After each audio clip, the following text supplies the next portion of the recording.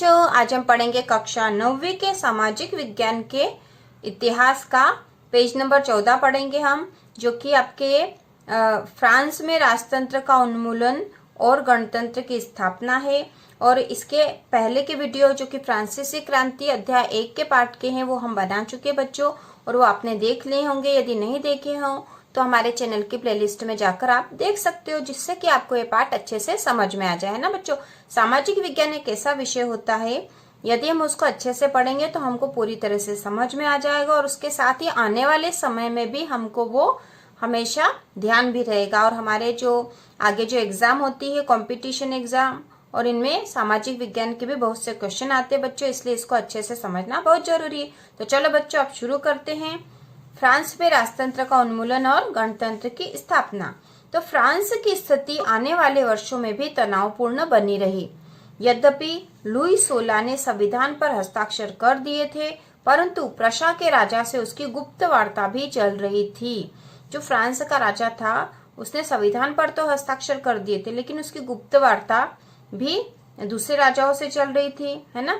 तो फ्रांस की घटनाओं से अन्य पड़ोसी देशों के शासक भी चिंतित थे, इसलिए 1790 की गर्मियों के बाद होने वाली ऐसी घटनाओं को नियंत्रित करने के लिए इन शासकों ने सेना भेजने की योजना बना ली थी, है ना। वो जो फ्रांस में जो क्रांति हुई थी वो उसके पक्ष में नहीं थे, वो लोग जो है फ्रांस में सेना भेजने वाले थे। लेकिन जब तक इस योजना पर अमल होता, अप्रैल 1792 में नेशनल असेंबली ने प्रशा एवं ऑस्ट्रिया के विरुद्ध युद्ध की घोषणा का प्रस्ताव पारित कर दिया।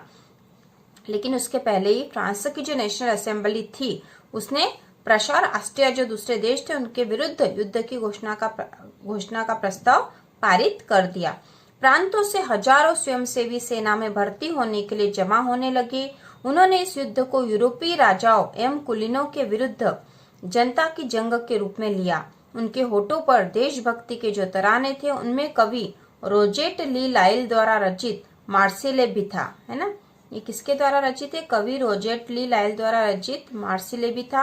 यह गीत पहली बार मार्सिलेस के स्वयं सेवियों ने पेरिस की ओर कूच करते हुए गाया था, इसलिए इस गाने का नाम मार्सिले हो गया और अब फ्रांस का राष्ट्रगान है। यह फ्रांस का राष्ट्रगान है, ठीक है।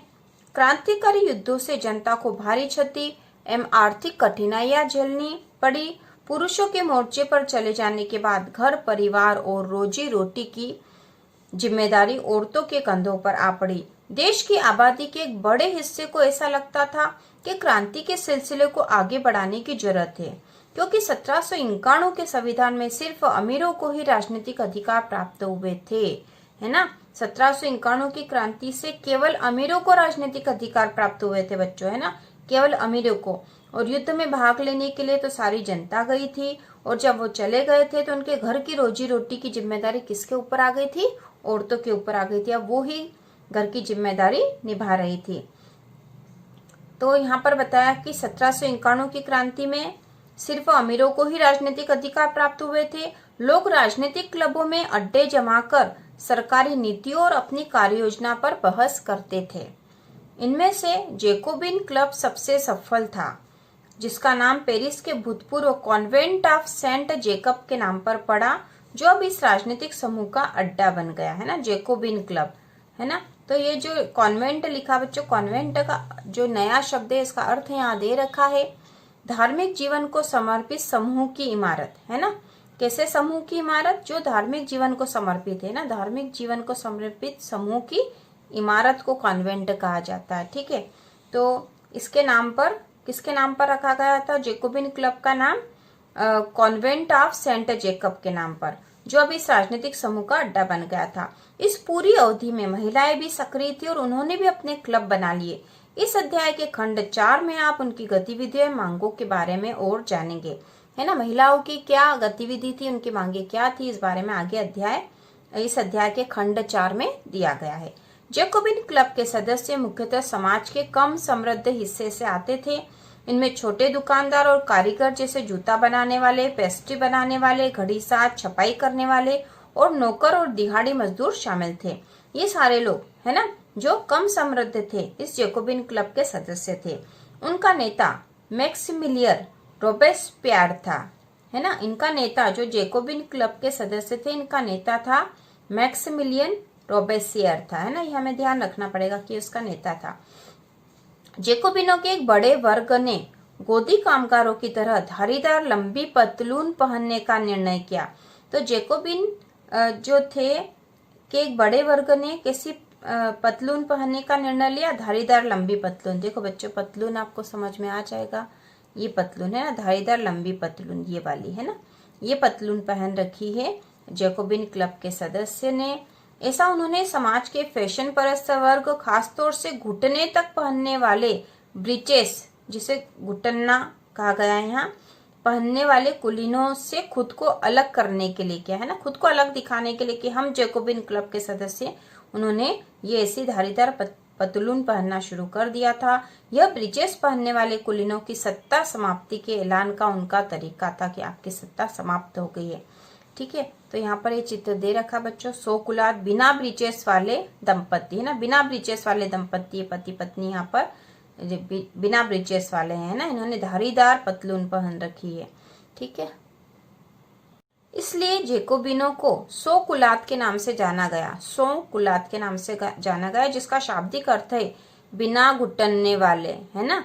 बिना घुटनने वाले मतलब घुटने तक की वो जो पोशाक पहनते थे वैसे ये नहीं पहन रहे थे, इसलिए इन्हें 100 कुलात कहा गया, मतलब बिना घुटनने वाले। 100 कुलात पुरुष लाल रंग की टोपी भी पहनते थे जो स्वतंत्रता का प्रतीक थी, है ना। ये लाल रंग की टोपी भी पहनते थे, और लाल रंग की टोपी किसका प्रतीक थी, स्वतंत्रता का। लेकिन महिलाओं को ऐसा करने की अनुमति नहीं थी। ठीक है, महिलाओं को अधिकार नहीं था, बहुत सारे अधिकार उस समय भी महिलाओं को प्राप्त नहीं थे। सन 1792 की गर्मियों में जेकोबिनों ने खाद्य पदार्थों की महंगाई एवं अभाव से नाराज पेरिस वासियों को लेकर एक विशाल हिंसक विद्रोह की योजना बनाई। किसने भी योजना बनाई थी, जेकोबिनों ने, है ना, एक योजना बनाई थी हिंसक विद्रोह की। क्यों, क्योंकि वो खाद्य पदार्थों की महंगाई और अभाव से बहुत अधिक नाराज थे। 10 अगस्त की सुबह उन्होंने ट्यूलेरिये के महल पर धावा बोल दिया और राजा के रक्षकों को मार डाला और खुद राजा को कई घंटों तक बंधक बनाए रखा। ठीक है, बाद में असेंबली ने शाही परिवार को जेल में डाल देने का प्रस्ताव पारित किया। नए चुनाव कराए गए। 21 वर्ष से अधिक उम्र वाले सभी पुरुषों, चाहे उनके पास संपत्ति हो या नहीं, को मतदान का अधिकार दिया गया।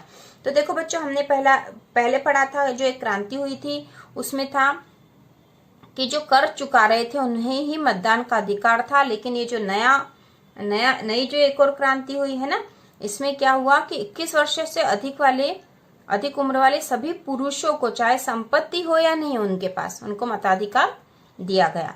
नवनिर्वाचित असेंबली को कन्वेंशन का नाम दिया गया। अब जो नई असेंबली निर्वाचित हुई थी उसे कन्वेंशन नाम दिया। 21 सितंबर 1792 को इसने राजतंत्र का अंत कर दिया और फ्रांस को एक गणतंत्र घोषित किया। ठीक है, 21 सितंबर 1792 को फ्रांस को एक गणतंत्र घोषित किया गया। जैसा कि आप जानते हैं, गणतंत्र सरकार का वह रूप है जहां सरकार एवं उसके प्रमुख का चुनाव जनता करती है ना। गणतंत्र सरकार मतलब क्या होता है ना, गणतंत्र बन गया देश, मतलब ये है कि गणतंत्र सरकार का वह रूप है जहां सरकार एवं उसके प्रमुख का चुनाव जनता करती है ना। चुनाव जनता कर रही है, जो सरकार के प्रमुख है उसका। यह वंशानुगत राजशाही नहीं है। आप कुछ अन्य गणतांत्रिक देशों के बारे में जानकारी प्राप्त करने की कोशिश करें और देखिए कि वे कब और कैसे गणतंत्र बने। ठीक है बच्चों, तो आप हमारे देश के बारे में ही जान सकते हैं कि भारत देश कब गणतंत्र बना, कैसे बना, आप सभी जानते हैं। लुई 16 को न्यायालय द्वारा देशद्रोह के आरोप में मौत की सजा सुना दी गई, जो कि फ्रांस के सम्राट थे। उन्हें 21 जनवरी 1793 को प्लेस डी लॉ कॉनकॉर्ड में उसे सार्वजनिक रूप से फांसी दे दी गई। जल्द ही रानी मैरी एंटोइनेट का भी वही हश्र हुआ। ठीक है बच्चों, उन्हें भी फांसी की सजा हो गई। तो यहाँ पे नया शब्द में है बच्चों देशद्रोह, अपने देश या सरकार से विश्वासघात करना, है ना। देशद्रोह मतलब अपने देश या सरकार से विश्वासघात करना। ठीक है।